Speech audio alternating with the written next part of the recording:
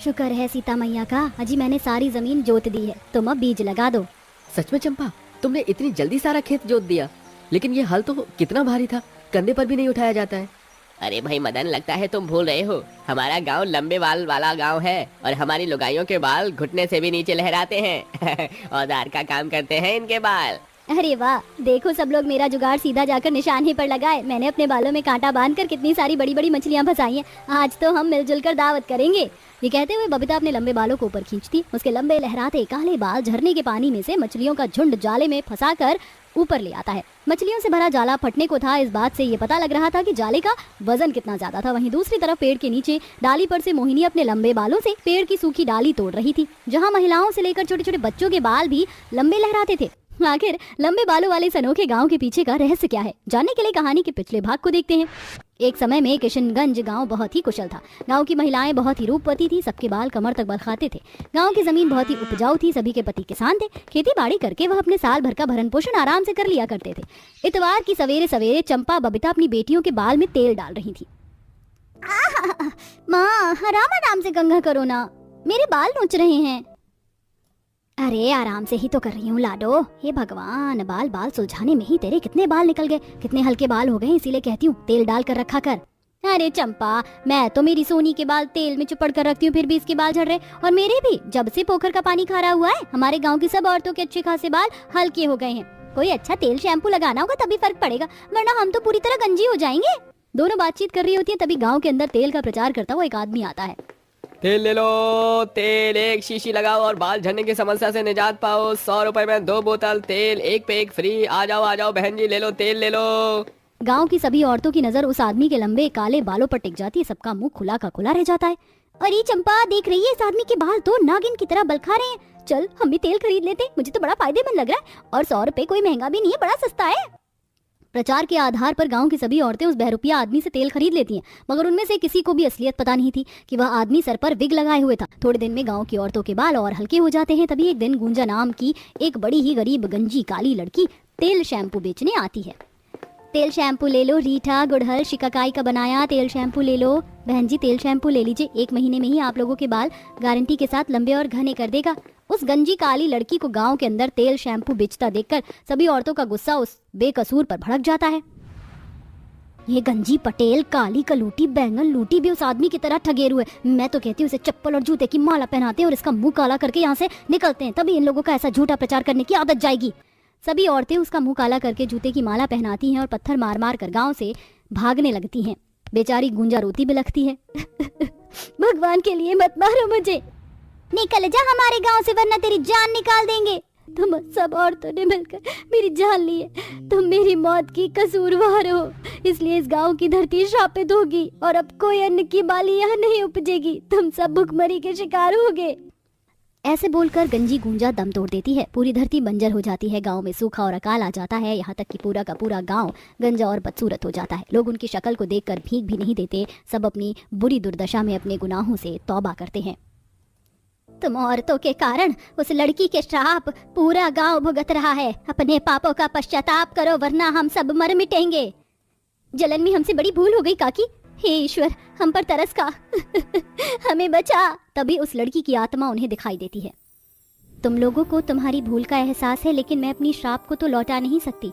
लेकिन मैं तुम्हें वरदान देती हूँ कि गांव की सभी औरतों के बाल जादुई बाल हो जाएंगे, जिसे तुम औजार और अपनी ताकत के रूप में इस्तेमाल कर सकती हो। मगर अगले 1 साल तक ये जमीन कंटीली झाड़ी उपजेगी, इसलिए यहाँ से पूर्व की दिशा में चले जाओ। वहाँ एक विशाल पेड़ है, सब उस पेड़ पर ही बस जाओ। देखते देखते चमत्कार हो जाता है। सभी औरतों और बच्चों के लंबे बाल लौट आते हैं। जब उस पेड़ पर आ जाते हैं जिसके चारों ओर जिंदा चट्टान से जल के सोते बहते हुए झरने गिर रहे थे। ये पेड़ तो कितनी खतरनाक जगह पर है, हम लोग वहाँ तक कैसे पहुँचेंगे? एक तरफ झरना है, दूसरी तरफ खाई, जरा भी पैर डगमगाया तो जान से जाएंगे।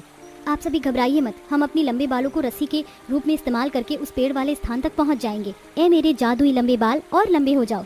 मोहिनी के ऐसा बोलते ही उसके बाल रस्सी के जैसे लंबे होते जाते हैं। पूरा गांव बालों के सहारे उस पेड़ तक पहुंचता है। ये पेड़ तो कितना विशाल, बड़ा और ऊंचा है, इस पर तो हमारा पूरा का पूरा गाँव समा जाएगा। मगर उतने ऊंची डाल तक कैसे पहुंचा जाएगा? बालों की सहायता से। अब इसी पेड़ पर हम अपना लंबे बालों का गांव बसाएंगे। बबीता पेड़ पर पहुंच जाती है और अपने लंबे बाल को जड़ के समान इस्तेमाल करती है। सबके पति लकड़ी काटकर उन्हें थमाते हैं और वह लंबे मजबूत बालों से खींच लेती हैं। इसी तरह सब पेड़ के ऊपर ही टिकाऊ घर बनाकर रहने लगते हैं और उस झरने और पेड़ को अपने उपयोग में लाते हैं। अरे वाह, आज तो जैसे हमारे लंबे बालों वाले गांव में खुशी आ गई है। इतनी मछलियाँ, इन्हें बेचकर तो हम मुनाफा कमा सकते हैं। इतनी मछलियाँ हम खा भी नहीं पाएंगे। तो सोच क्यों रहे हो, जाकर इन मछलियों को बेचकर जो पैसे बने उससे खेती करने के लिए खाद बीज ले आओ। सबके पति टोकरी में मछली भरकर बेचने जाते हैं। इधर लंबे बालों वाले गांव की बहुएं मछुआरन के जैसे झरने से मछली, शंख वगैरह निकालती हैं। देखो इस बार मुझे क्या मिला, दूध सा सफेद शंख। पता है इसकी चूड़ियाँ और माला महंगे बिकते हैं। वैसे इसे हम अपने गाँव की सजावट करके अपने गाँव की सुंदरता को बढ़ा सकते हैं और अपने बालों की भी।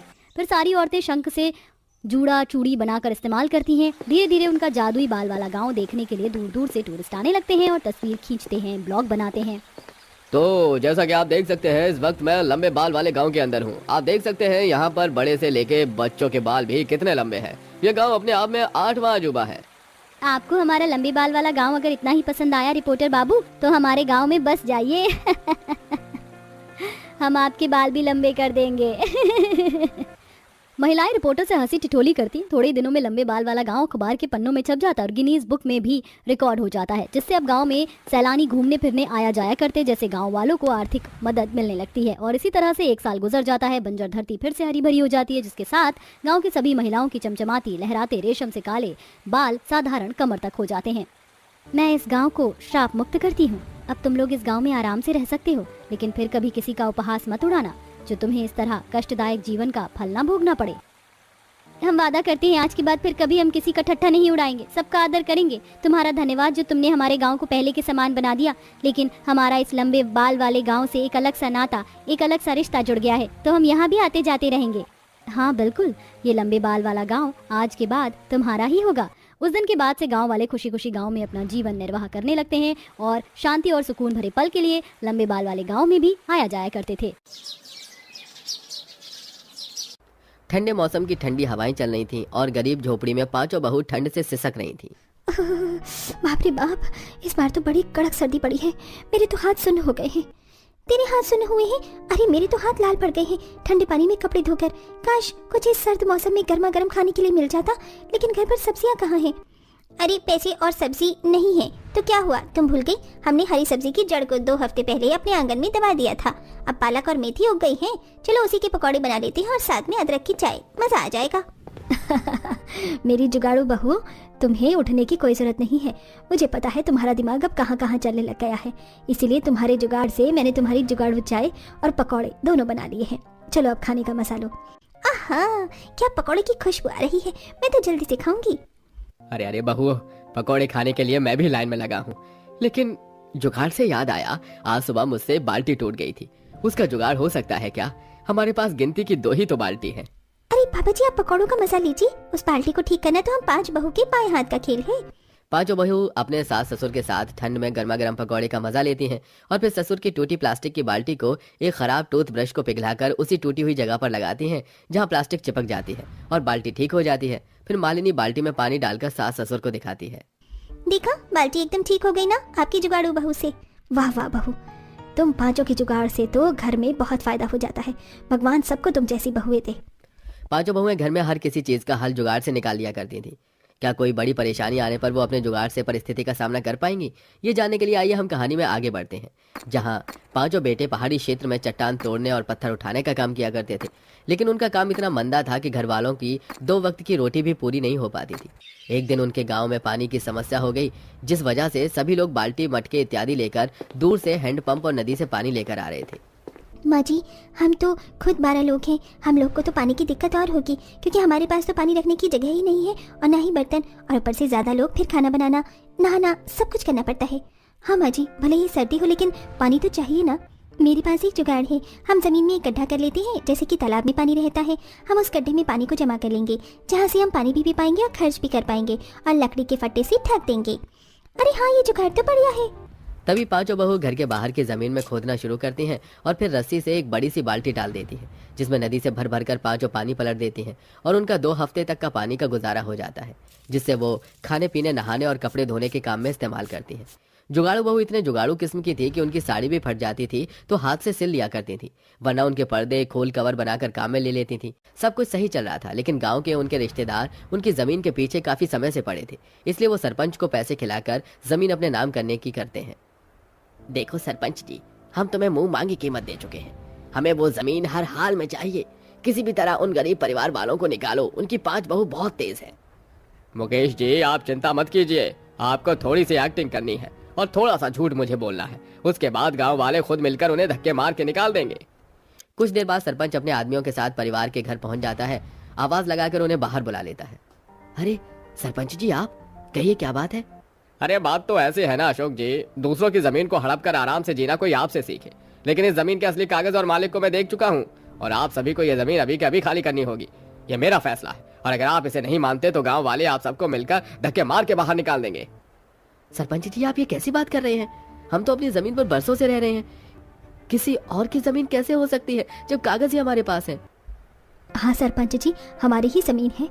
ये लोग झूठ बोल रहे हैं, इनके पूर्वज ने मेरे पिता से लड़कर यह जमीन छीनी थी तो सालों से अपना ही तो मानेंगे, लेकिन अब मैं अपनी जमीन को वापस लेकर रहूंगा। चलो निकलो यहाँ से, देख रहे हो ना सब आप गाँव वालों। आप ऐसे नहीं कर सकते। हाँ, इन झूठे लोगों को निकालो यहाँ से, निकालो यहाँ से।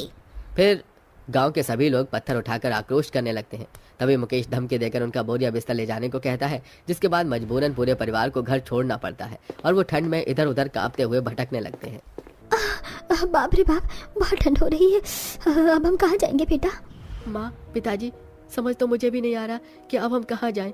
उस सरपंच और हमारे रिश्तेदार मुकेश ने हमारे साथ धोखेबाजी की है, पर अभी हमें अपने सिर की छत ढूंढनी है और पैसे भी नहीं है। अजी, मेरे पास एक जुगाड़ है। आप और दोनों भाई साहब चट्टान काटने का काम करते हैं ना, तो उस चट्टान को काट कर तो आप कमरा भी बना सकते हैं। तो क्यों ना हम ठंड से बचने के लिए वहीं चलें? अरे बातों ही बातों में तुमने बहुत अच्छा जुगाड़ बता दिया तृप्ति।